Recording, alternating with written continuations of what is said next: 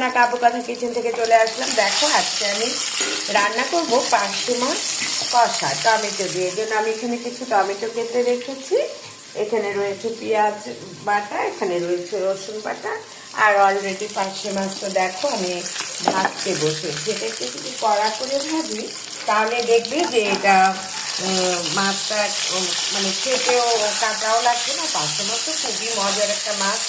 দেখো এটাকে আমি টমেটো দিয়ে আজকে কষা করবো, এদিকে মাছ ভাজি কড়া করে হতে থাক। এরপরে লাল লাল করে যখন একটু ভাজা হবে তখন আমি এটাকে নামিয়ে নেবো।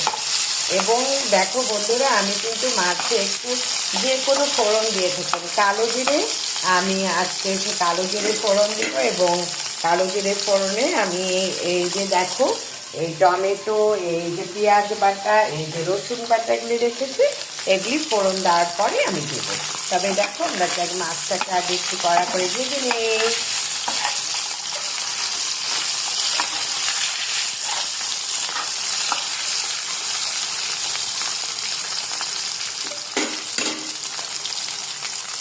মাছটা প্রায় ভাজা হয়ে গিয়েছে, এখন মাছটাকে আমি নামিয়ে নিব।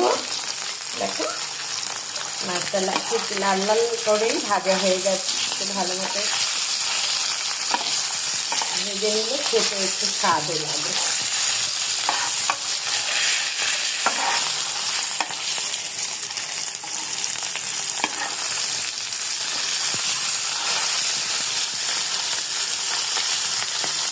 তোমাদের কেমন কাটছে? আশা করছি তোমরা সবাই ভালো আছো। এভাবে তোমরা একদিন এরকম টমেটো কালো জিরে পাঁচটি দিয়ে রেখেছে, দেখো অনেক মজা লাগে, ভীষণ মজা লাগে খেতে। দেখো আমার মাছ ভাজা প্রায় কড়া করে আমি এটাকে ভেজে নিয়েছি, কারণ কড়া করে ভাজলে খেতেও সুস্বাদু লাগে এবং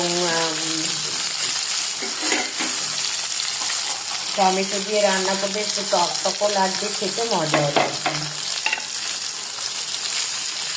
আমি মাছটাকে দুই পিঠি দেখো একদম লাল লাল ভাজা হয়েছে, এই যে ভেজে নিয়েছি। এখানে মাছটাকে আমি